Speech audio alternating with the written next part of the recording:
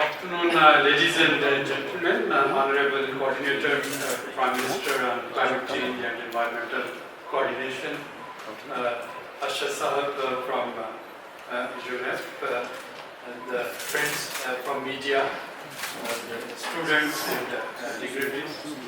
It's indeed a pleasure to join hands with the Ministry of Climate Change and United Nations Environment Program for today's World Environment Day. And while we are celebrating, marking today's World Environment Day, I think it's even more relevant than ever in the context of Pakistan's changing climate. As most of you have realized that the spring season is almost vanished from our weather calendars. So we have a winter and then we directly jump into sizzling heat wave. And that sort of weather, again with its unpredictability, that is causing a major impact, and it is causing impact not on the livelihoods and agriculture and food security. It's also affecting the whole ecosystem and the planet and the country where we are living. Now, today's theme by United Nations is land degradation, its deserts, its drought, and how to restore our ecosystem, to restore our land, and how to get prepared for drought. Now, again, if one looks into climate change, the way it's manifesting in Pakistan, either we have so much rain over a very short period of time that we can't store it, and it leads to the super floods, or we have months and months of dry weather period. So the rain has become now more intensive, but the type of rains that we received in 2022 in Rajasthan and Sindh, if a whole season's rain is received in 2 or 3 days, no country in the world, not only Pakistan, no country in the world can manage it. And we have seen it happening in China, we have seen it happening in various parts of America. We are also observing the type of these forest fires that we used to hear about in Australia and in various parts of America. They have become a very common phenomenon of Pakistan now. But these phenomena, while many of them they are spontaneous and they are quite visible process, this land degradation, desertification and drought, they are slow uncertain, they are slow processes. We only get to know about them and about their impact on our lives and livelihood when it gets too late. So with the climate change, we have, with the changing weather, we have two kinds of phenomena. One is that is very abrupt, very visible, like floods, and the other is which is very slow, but it's just like slow poison. And that is more dangerous than the visible one, because for the visible impacts, one can get ready, one can have early warnings, one can try to prepare, one can go into rehabilitation and relief mode and provide rehabilitation or relief. But this drought, lack of rain, desertification, quality of land getting degraded, there is very limited options that the policy makers or citizens they can have. And in today's news, coordinator has very, I think, validly written, and she had written that it's not only about the governments, it's the citizens and governments, federal government, provincial government and local government, all of them, that has to join hands, and they have to act, and they have to act in a manner to control the impact of desertification, to control the impacts of drought. We need to see how we can revive our lands. There is already a project undergoing in the Ministry of Climate Change, Living in the Basin, which is basically to revive this basin. The previous government's initiative on afforestation, that was quite a welcome move, although we need to ensure that the saplings which were planted, they actually turn into trees, but we need to continue and carry on with the afforestation. And on top of it, for drought, and Pakistan is very rapidly becoming a water-scarce country, we need to come up with the policies and practices that can preserve our water. And I keep on saying it on many occasions. I will repeat myself today again, that the solarization of water tube well without upgrading our irrigation practices can lead to another water disaster. So while solarization will help the farmer to conserve energy and extract groundwater, solarized tube wells with the canal irrigation, flood irrigation system that we have, that is highly inefficient, and in order to preserve water, we also need to make a package which can be solarized tube well as well as the advanced methods of irrigation, the kinds of drips and sprinkles, modification or modifying them, making them local indigenous ways of irrigation that can save water. And I'll conclude with the water again, that in order not to be a water scarce country, we need to keep in mind that this water is an infinite, it's a finite commodity that is going to enter many countries of the world. They have to see it. We have to change our agronomic practices. We have to change our water usage habits. And those who are sitting in this room, I request them, if they were using drinking water to wash their cars and motorcycles and vehicles and their floors, we immediately need to stop it. I will request Madam Coordinator to have this rainwater harvesting initiative part of every building bylaws. So we need to store this rainwater so that that stored water can be used for washing cars and washing our floors. Drinking water is a scarce and very valuable commodity, and we need to value it. Once again, thank you very much for joining, and I hope the recommendations coming from this seminar would be of some use to policymakers and to Madam Coordinator. Thank you very much.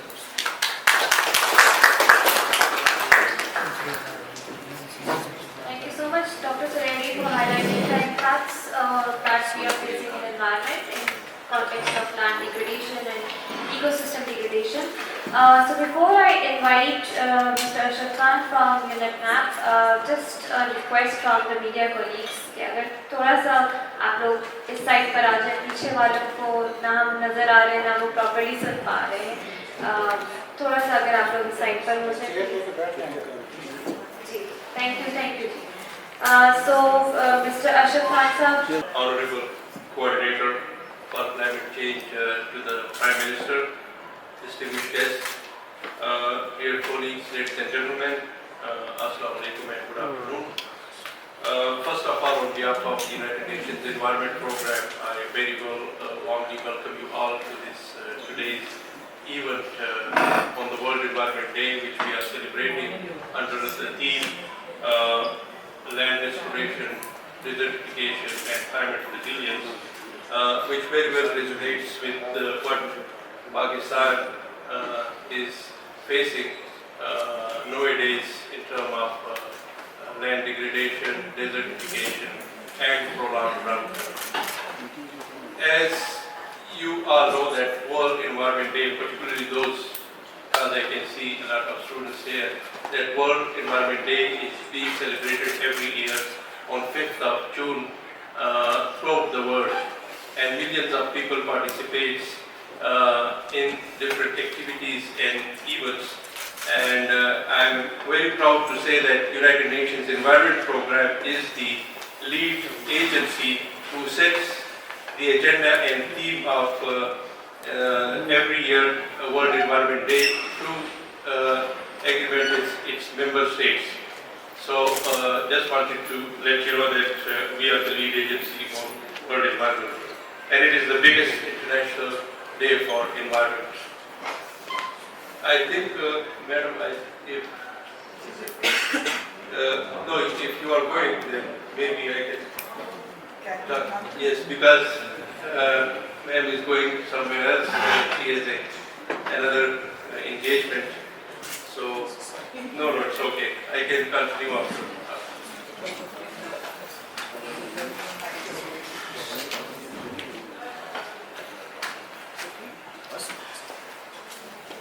Bismillahirrahmanirrahim, and very good evening, ladies and gentlemen. My great regards to SDPI, Dr. Akim Sineri, his whole team, Mr. Arshad Salman Khan Sahab, Madam Mariam after long welcome back to from USA. Dr. Mazhar Hayat from our MOCC, he's a great man who's behind, unsung hero of our ministry, who is always there to support me, and Shafkat Munir Sahab, Mr. Fahim Sardar Sahab, and all the media people and all the dignitaries who are sitting over here. Assalamu alaikum. And first of all, in the start, I wanted to apologize because today is, of course, everybody knows it's a World Environment Day, and we have continuity of continuously. There are so many events going on and off, so I need to rush to another place, and of course I don't want you to miss this special event. Of course, when it comes to SDPI and these, it's something very important. From along with the SDPI, it's not my years back relation, from where I've learned a lot, and in fact they are always being a great support. When it has been, even when I'm my first term in the Parliament, we have done so many things. I've started from there. Anyways, getting back to this very important day where we are talking about the World Environment Day. I know everybody who's sitting over here in this room, they all know about the World Environment Day. They all know about the most learned people I've seen over here. All are sitting over here, and we all know that we are on the receiving end. But of course, there are few responsibilities on our side that how we can work and do the things. So I believe that I just wanted to come on the subject. So with this today, we all know the theme of today is the land restoration, deforestation and drought resilience. So this theme is timely reminder of the crucial role of our land plays in sustaining life and the urgent need to restore and protect it. Addressing the issue of land degradation, utility is not only necessary for environmental sustainability, but also for the economic and social well-being of communities across the globe. For Pakistan, this issue is particularly acute, with 3/4 of our land affected or likely to be affected by desertification. The urgency for action cannot be overstated. Pakistan, with an area of 79.6 million hectares, utilizes 16 million hectares for irrigated agriculture. Alarmingly, 40% of this irrigated land is degraded due to salinity and water logging, contributing to our national food security challenges. In response to these challenges, the government of Pakistan has adopted several measures to control land degradation, including sustainable land management through soil and water conservation, reclamation of saline and waterlogged areas, watershed, forest, and inland management. The incumbent government, under the leadership of our Prime Minister, Mia Mohammad Shehbaz Sharif, has shown unwavering resolve in addressing climate change and its impact. The Prime Minister's personal interest in climate change is evident through his guidance and commitment to climate governance. His vision has been instrumental in shaping our national policies and driving initiatives aimed at building resilience and sustainability. Addressing the adverse impact of climate change requires us to build resilience across our systems, infrastructure and communities. Our national climate change policy emphasizes sustainable land management practices, reforestation and protecting our natural ecosystem. The policy outlines strategies to mitigate the adverse impact of climate change with a particular focus on enhancing the resilience of our agriculture sector and vulnerable communities. Ladies and gentlemen, Pakistan's National Adaptation Plan (NAP) further elaborates on these strategies, promoting land restoration and drought resilience through developing drought-resistant crop varieties, implementing efficient irrigation techniques, and rehabilitating degraded lands. These initiatives are critical for ensuring food security and sustainable livelihoods for our people.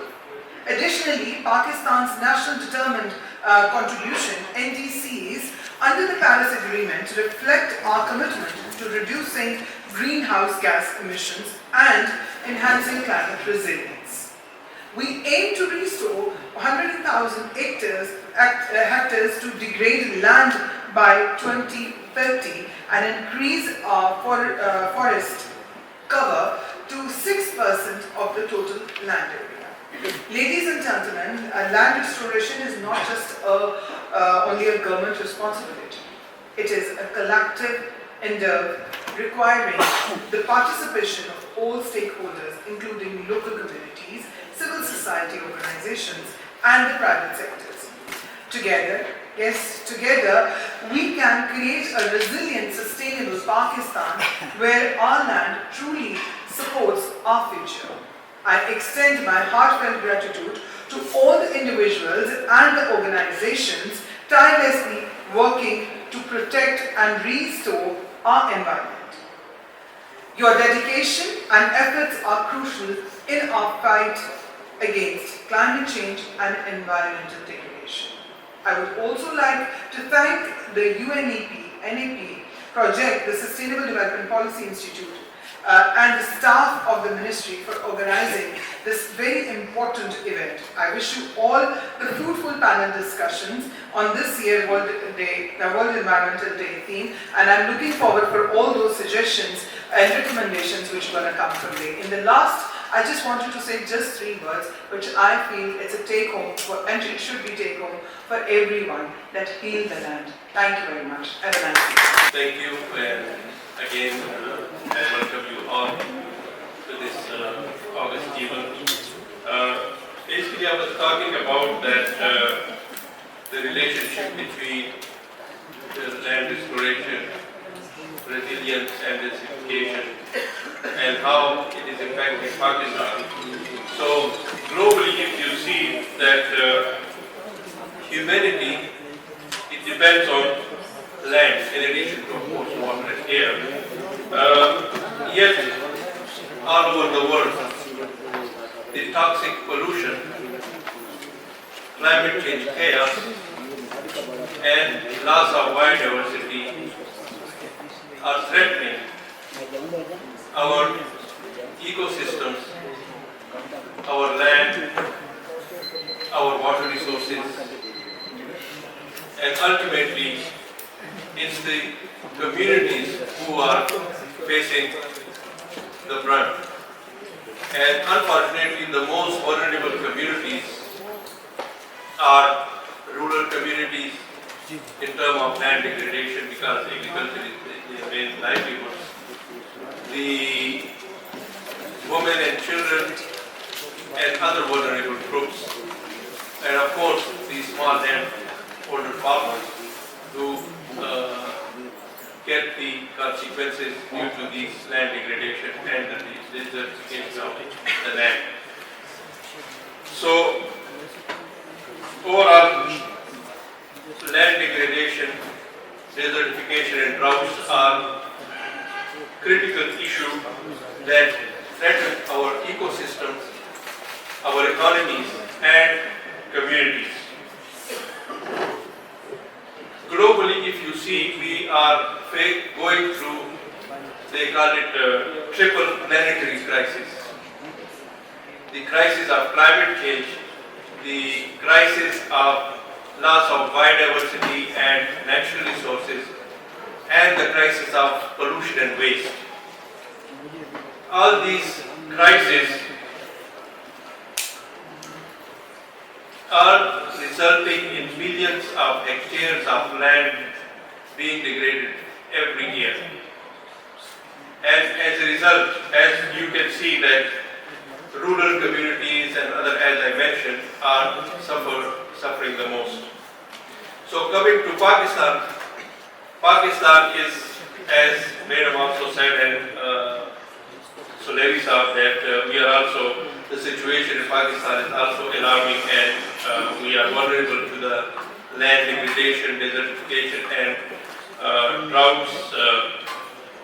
Almost 40% of our land in our country is considered as degraded due to deforestation, overgrazing, due to unsustainable agriculture practices, and due to desertification. These threats are not only impacting our precious natural resources, but also food security, water availability, and livelihoods. And as Madam Coordinator mentioned briefly about the National Adaptation Plan 2023, as most of you are aware that Pakistan has embarked under the UNFCCC on having the National Adaptation Plan, which has 6 priority sectors, which also talk about the land degradation and resilience building. So I wouldn't go in much detail, but to conclude, I will reiterate that the World Environment Day is a call for action to all of us, whether we are a government entity, whether we are a private business, a research organization, an NGO, a student, a teacher, or a common citizen. All we need to work together to help in restoring our degraded land, build drought resilience, and secure a bright future for our generations to come. Thank you, Janet. This is a very important question. Before engaging in the question, I would like to mention the theme of this World Environment Day of 2024. Basically, this is being hosted by the Kingdom of Saudi Arabia, and the Kingdom has been working on its land restoration since long. They have come up with Saudi Green Initiative, and they have an overarching Middle East Green Initiative in that region, Middle East region. So they are working hard to convert their deserts into arable land. For Middle East Green Initiative, Saudi government has mobilized 2.5 billion US dollars. So it's a huge initiative. So in that context, this year the Saudi government is hosting this World Environment Day, and the theme is all about the natural resource protection, entailing land restoration, deforestation, and drought resilience. Because keeping in mind the Saudi terrain and Saudi environment and climate aspects. Regarding Pakistan at federal level, we have a comprehensive policy framework. I would like to start from National Climate Change Policy of 2012, which was later updated in 2021.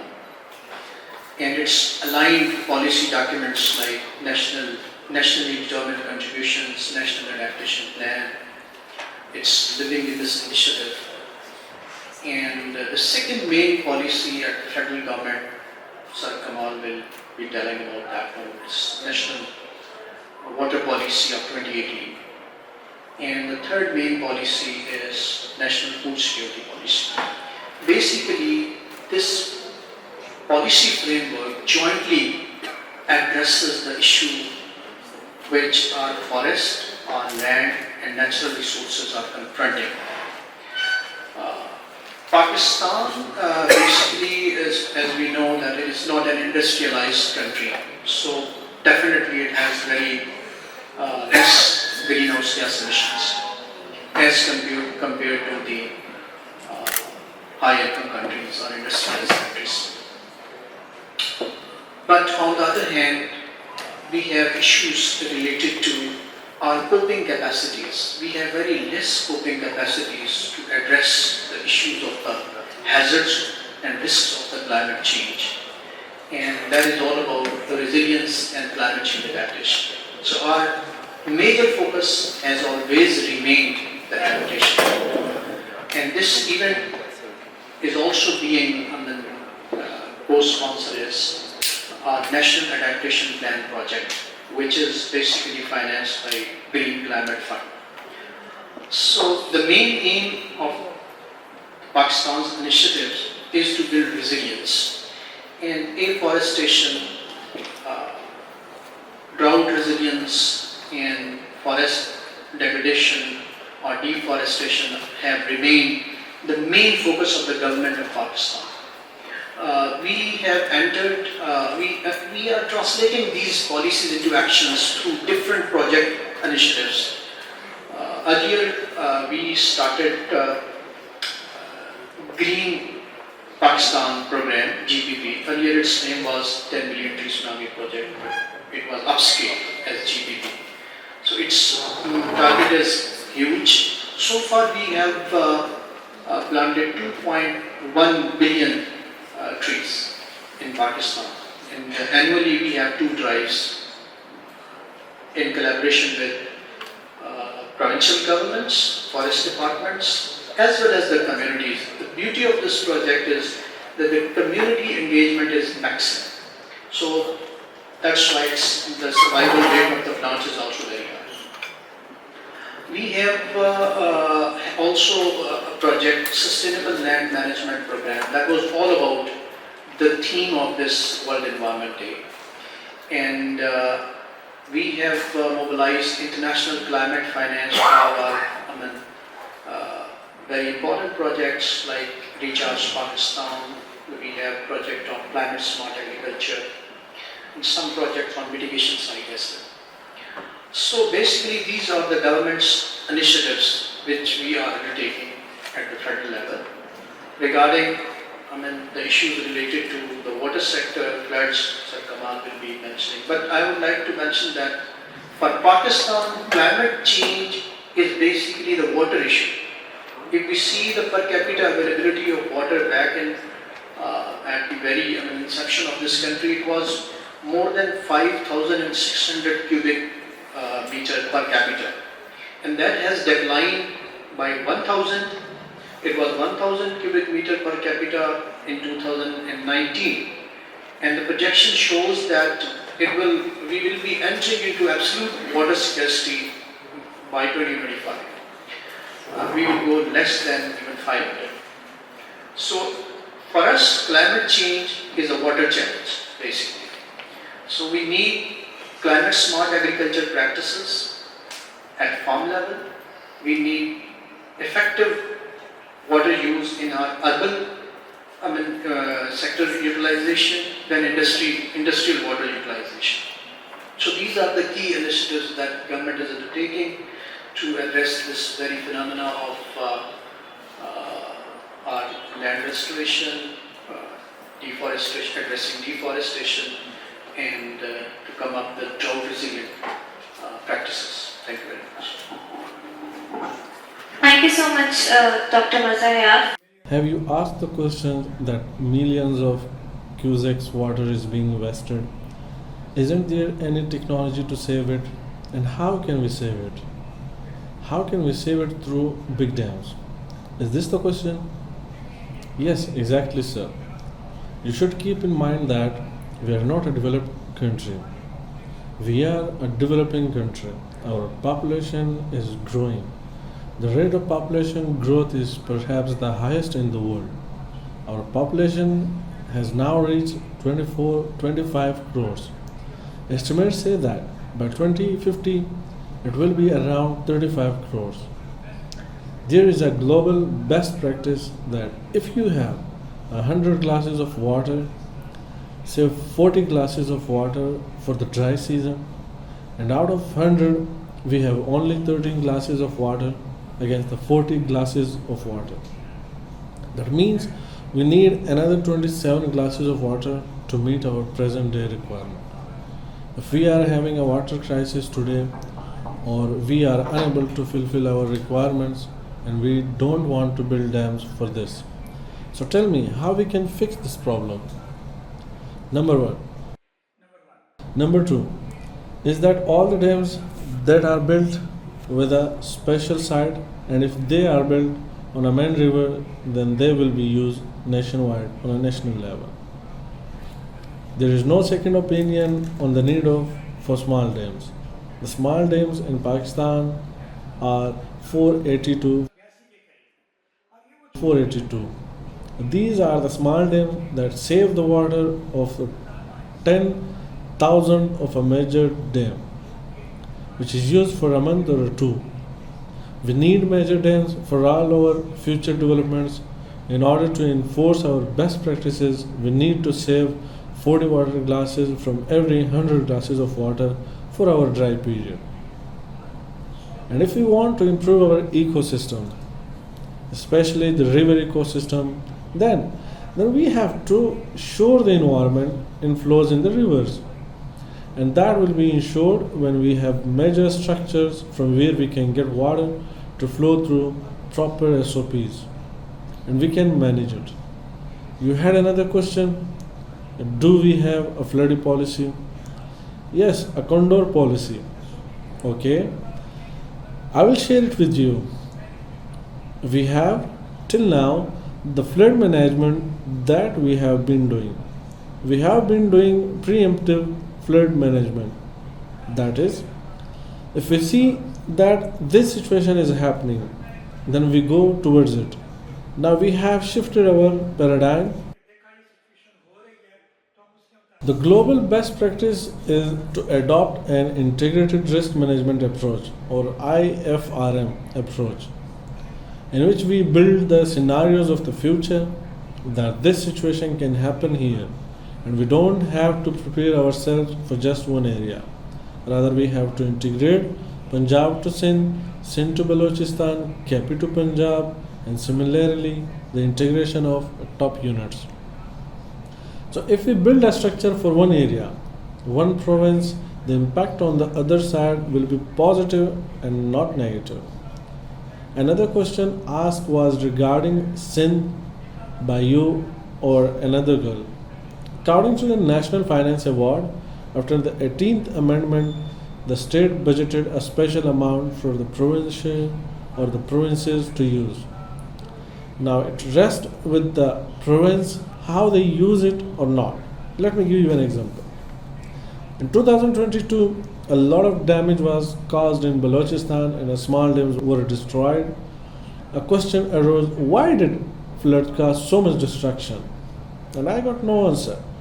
That if 100 rupees are given for a structure to be built, then out of 100, only 15 or 20 rupees are given. And the remaining 80 rupees are used to run the process, and that means there is money involved in it. Many other things that are different from the procedures. Now these are all the issues that are at the provincial level.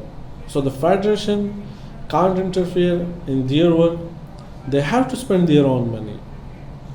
And there is nothing else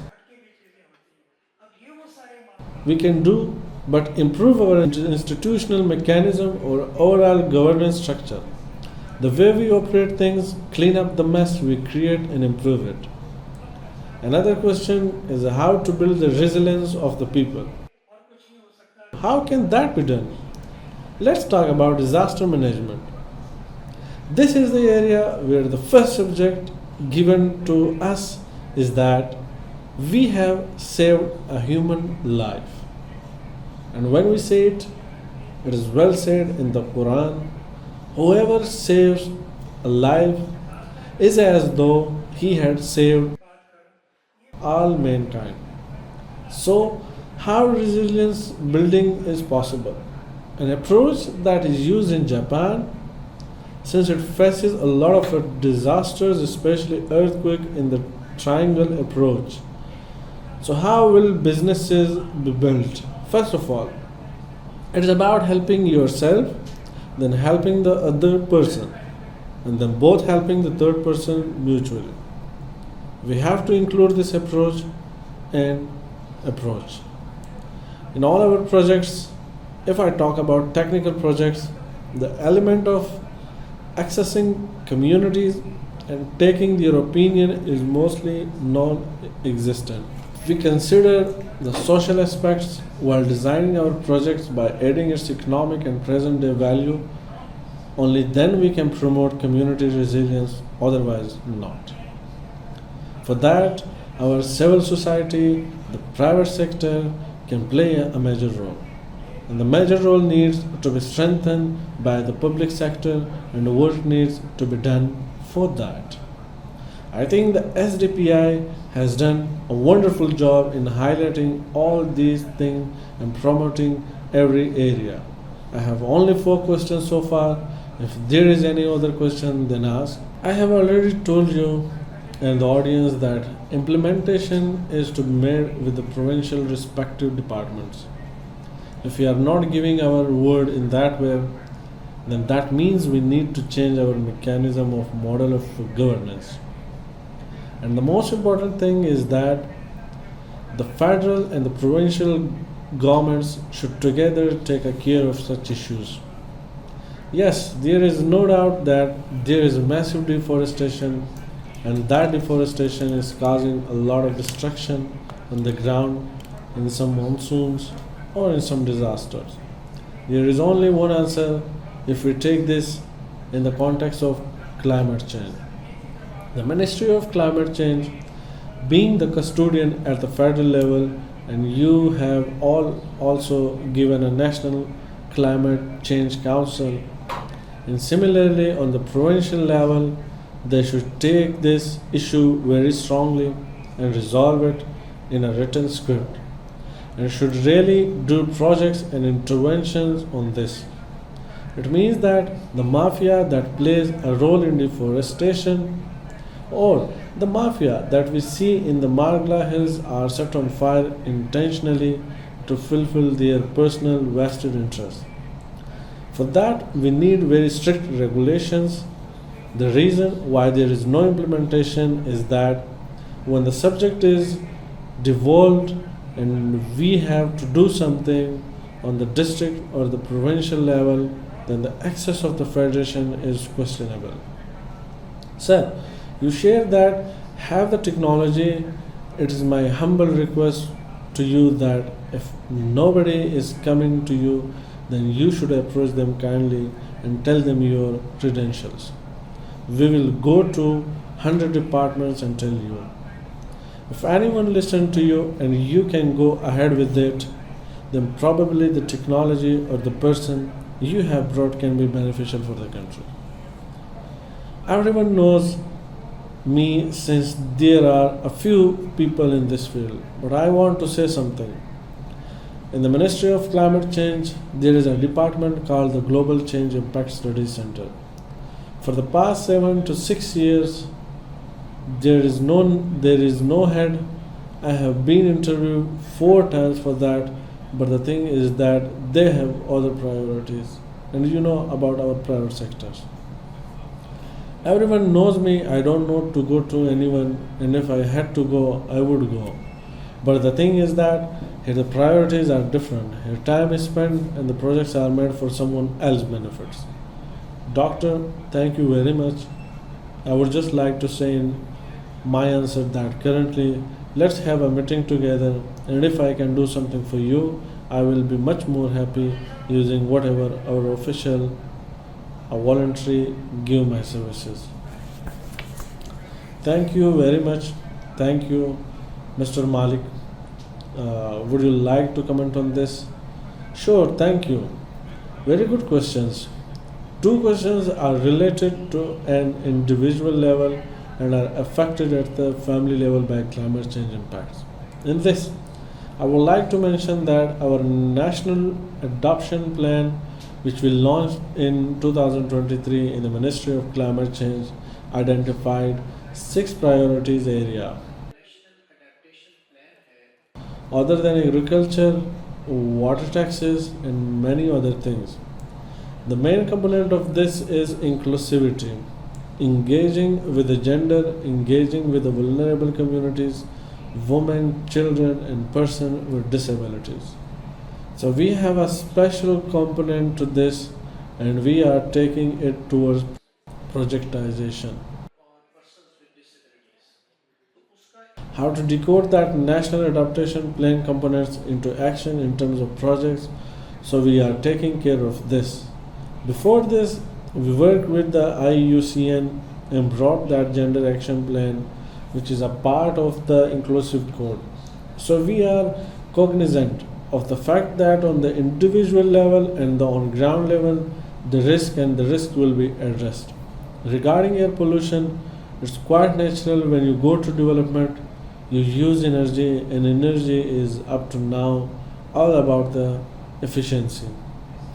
The countries that have gone towards economic growth trajectory shows us that process they will go through. The same is the case with India right now. Same is the case with Pakistan. But there is a gap, we must say, that we could have done one thing, and that was technology-free lodging. It's a way of investing, and you don't go through the development pathways that other countries go through. You jump and go to the green technologies, but you need money. And in this, you can better understand, better than me, that are the economic conditions of a developing country like Pakistan. How can they make their industry a clean industry? And how they reduce the cost of production and international impact on the industry. So air pollution is basically linked to geo-development. The main sector in this, the urban unit, which is the BNT board, has assessed that when we build infrastructure in the informal industry, in Lahore in particular, because there are only 2 cities, transport, the conditions of our cars, and there are regulations but lack of implementation. So these are the issues. I will wrap up now by giving an example. In Beijing, an investment plan was announced for 10 years, worth billions of dollars, and there the metal concentration was 2.5, which was much higher as compared to overall production. And now, under the 10th year investment plan, it has revamped the entire industry and all the other components of pollution. They have made a lot of effort for a decade. And you know that China's indigenous technology, meaning that they don't even face the impact of imports, that they have to import technologies. Despite this, they have invested a lot. I would say that the next winter there won't be any smoke. So this is a good thing for global best practices and global trend. Gradually, you will have to go there and address every sector. The government has launched a clean air policy in 2023, and we are engaging the provinces in this. How do we direct our investment in the direction? The rest of the matter is about the waste and the methane emission. I will tell you a very interesting thing. Our development planning is flawed in very way. For example, there are a lot of buildings in the blue area, but no one cared about the parking over the period of time. We will need that. One interesting fact, when Islamabad master plan was made, the designer forgot that he should have a component for waste management. So the issue of landfill sites, the emissions are obvious. If we have a city of zero point 0.8 million or a 0.5 million or a 0.15 million people have to be settled here. And in that case, you have no waste management, no component in the master plan. You will face the risk, and we are facing this. In this, 2 to 3 places have been identified by CDA, and it has been studied by the Pakistan Environmental Protection Agency. It has its own pros and cons. Now, the federal government is considering is to stabilize it. With this, thank you. Thank you for this question. Let me first of all say that the land use planning aspect is completely non-existent in the urban establishments that are being built. If we analyze the situation of 2010 or after that, the National Assessment Authority started an exercise on MHVRA, multi-hazard vulnerability and risk assessment. The purpose of this was to construct a new area at any place. So, for that new construction, we will see that the local hazards there and what are the losses due to those hazards. Probably the plan that was made was that we would go to all the districts of the country and exercise the MHVR. Based on that, we developed guidelines, and those guidelines were to be followed by all the provincial departments, federal and state. We did not have much interest in this. We did not grow more than 20 to 25 districts, and we did not pay much attention to this. The major issue is the urban floods. I think it is our off-street urban planning system. Most of the places have an open drainage system, which includes strong water and daily waste. Apart from that, the urban expansions that we have, in that we do not incorporate the important things related to EIA, environmental internal assessment. I will go an example of an area in Karachi. There, in a depression area, a hospital was built, and in 2012 the monsoon started in the area of Sajawal. Water reached the hospital up to half the doors or 3 feet. I would like to ask you a question. Was the hospital given permissions by urban authority, or the rules and regulations were allowed to them? Similarly, if we look at the context of 2022, a hotel in Kepi was built along the river, was destroyed and then rebuilt. This means that we have policies and regulations. Their implementation lies within the second and third year of our overall governance structure. So with the passage of time, it is being highlighted and becoming stronger. I'm not going to criticize, but I wanted to know whether we have achieved our purposes after making this initiation, or I think not. We are still in an even bigger approach. We do not take a proactive approach. We are much more demand driven. If a flood comes, we have to provide them relief, and for that, we have to take pictures. We are not for disaster risk reduction, or we are not for effecting planning. And based on that, we have to take the rest of the construction activities. The National Flood Protection Plan was updated on the government's website a few weeks ago. We have highlighted 20 cities countrywide which will face major issues of urban flooding in the future. And in few of this, we have not only improved our planning, but we have included our project that is approved by ECNAC. 4 cities have been included in the urban flood management project. We are urging the provincial government and the WACS to bring their new projects in which their drainage system can be bettered, in which if their land is degraded, then the issue of fast runoff can be addressed. So much so that in Lahore, we have made underground water tanks not only used for conservation but also for other purposes. We are promoting similar practices in Wasa, development in Multan, especially in Karachi, and there are certain other Wasas and other cities as well. So I would like to say finally that we have a land use planning that is non-existent. Number two, we started a very good activity called MHVRA, which was discontinued due to the lack of funds. This is what we need.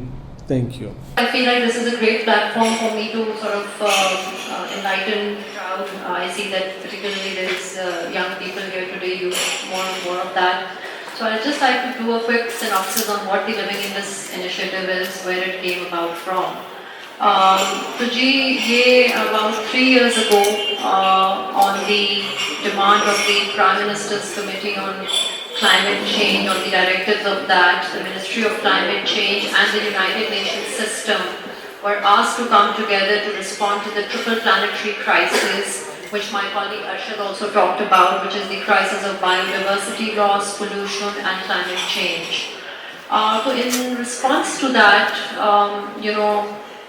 the United Nations, the ministry came together, and what was recognized was that the Indus River in Pakistan is one of the most vital natural ecosystems that we have. And what is the current position or the situation of the Indus River? I don't think I need to go into the detail of that, we're already aware of it. But just to keep a basic consideration in front of everyone, that every person needs to keep in mind is that, the ecology or the sustainability of Pakistan depends on two important hydrological or weather systems. One is the glaciers and the other are the monsoons. And decades ago, both of these systems were very predictable. They were very reliable. But that is not the case anymore. We all have talked about the heat waves, about the floods. We're faced with an existential crisis. Pakistan is the largest floodplains that we know of. We are 1 out of the 10 most impacted countries by climate change, and we can no longer rely on past trends to determine what the future holds for us, especially in terms of the monsoons, the glacier melts and all. So keeping this consideration in mind, we know that the impact is going to be severe because 90% of Pakistan's economy, it resides in the Indus Basin. 80% of your agricultural land, your arable land is irrigated by the waters of the Indus, and 9 out of your 10 largest cities are situated within 50 kilometers of the Indus, okay? With the exception of Balochistan. So it is a large impact that we're talking about here. So given this background, through a series of rigorous consultations at all key levels, at the provincial levels, at the federal levels, following a whole of society approach, including experts, think tanks, activists, our youth, and most of all our communities, we have a culmination of a set of 25 interventions which make the Living Indus initiative. And it is not just limited to these 25 interventions, but these 25 are a must if we have to look at the ecological restoration of our Indus Basin, which is one of the most important natural ecosystems for Pakistan. So this is the background on the Living Indus, and yes, it has won the World Restoration Award from the United Nations Environment Programme. It is one out of the 7 flagships that has been given this award. It aims to restore 30% of the basin by 2030. It is an ambitious plan, no doubt. But if you talk about our irrigation systems and our canal systems, they date back to a very long time. Those are the colonial practices that we're talking about. So if we really have to bring about a change in our irrigation systems, it's a step change that we're talking about. So this is a big, big ambitious plan. It falls across key 8 sectors.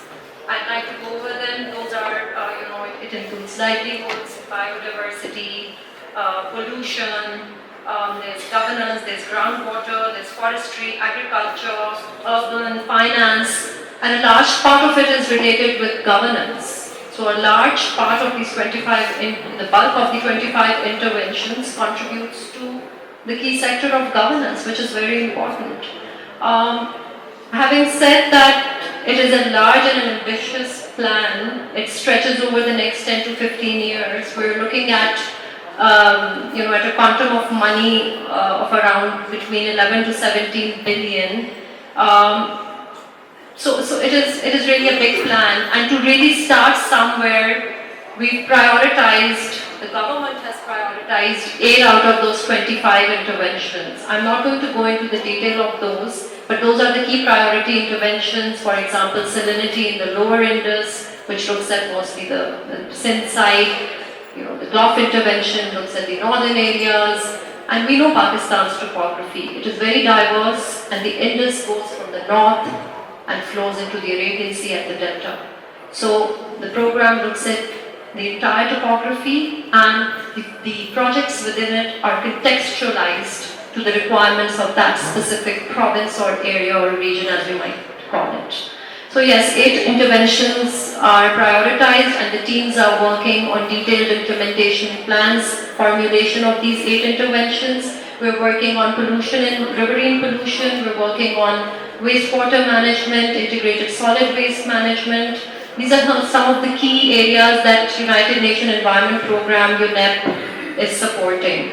So we really are looking at the ecological restoration of the Indus through these interventions. Yes, and I'd encourage all of you to please visit the portal, which is www.livingindus.com. It's going to give you a complete picture of what the Living Indus program is about, what it entails, very nice interactive maps. And yes, it is not only programs, it is also a call to the youth, call to the communities. It is about bringing around a societal movement. So that is also a very important part of it, Zainab. I'll stop here. Thank you. Thank you so much, Amanda, for sharing about Living Indus initiative. Communities are dependent either on livestock or agricultural practices, and extensive use of chemicals and overgrazing of animals on the lands, of course, it leads to desertification and land degradation, and there's like drought-like conditions because of climate change as well in especially in Tirupakar area of Pakistan. And that also affects kind of your water scarcity, like Dr. Mazhar Hayat mentioned, and also livelihood and food insecurity issue is there because of this triple effect which representative from UNEP has mentioned. So it's just not like one angle related to land, but it's cross-sectoral. It affects like every sector of life for everybody. As far as solution is concerned, I think it's very important that our agriculture extensions play a crucial role in that, because normally lots of water is wasted in agricultural practices. Like conventional methods, these needs of course revisions, and experts can definitely comment on that. Then extensive use of chemicals on lands is in many parts of the world. Harmful chemicals are prohibited to use in Pakistan, in different parts of the world, but in Pakistan it's still being used. So that kind of impacts soil health. Because of that, your repetitive farms are getting affected. Your land is not capable of being used continuously for agricultural practices. The only way to restore that land is to leave it for some time so that the land can be revived. But the problem and challenge is that what about the livelihood of the community and cultural activities? There are lots of research studies that show how to take up the plantation in a way that you can take it up to certain chemicals. For that, of course, soil testing and different departments need to be involved. So, right plantation like Saudi Arabia, which is the global host this year, we can learn from their experiences how they have converted their desert into livable areas. The plantation of native plants is very important. I don't know who recommends this at the government level, who are the experts who recommend this, who does not plant native species. You see, palm trees in Islamabad, earlier it was said in Karachi that this is a feasible environment for them. So, first of all, it is very important to plant native species to regulate your local climate and microclimate. It can be very helpful in your water security and water conservation. If you are planting a species that needs a lot of water like different trees, then it is not helpful for you. Sustainable agriculture activities are needed. Pakistan is more dependent on the Gulf of Mumbai, but if farmers are trained to generate alternative crops and businesses and other types of vegetation, seasonal fruits and seasonal vegetables can be planted, overgrazing issues need to be addressed. Livestock should be designated as an area. In one season, how many areas can be grazed? Those areas should be divided. Unfortunately, our vegetation cover is very less because of lots of reasons. The pastoral regions and the climate migrants move from one area to another and feed their livestock wherever they find green lands. You have seen in the newspapers that they have a lot of issues with the local and urbanites. Overpopulation is the root cause of all the issues, whether it is climate change, desertification, drought or population control. Because the more population there is, the more the demand for resources increases. We need to work on water conservation. It is very important to train the local communities on how to store water for agricultural activities, not for drinking purposes but for other purposes. You need to clean the water for drinking purposes. Local communities are part of the problem as well as part of the solution. If they are trained and sensitized, how can it be beneficial for them? That brings lot of solutions to the table. I think we need to put an end to the dam culture because that comes with the loss of environmental costs. There are any techniques or technologies available that we can learn from the West or develop a word that how to clean salinization, which is reducing the dense capacity. How can we improve the dense capacity after cleaning? We should move toward mini dams instead of mega dams in Pakistan to make it more sustainable for everybody.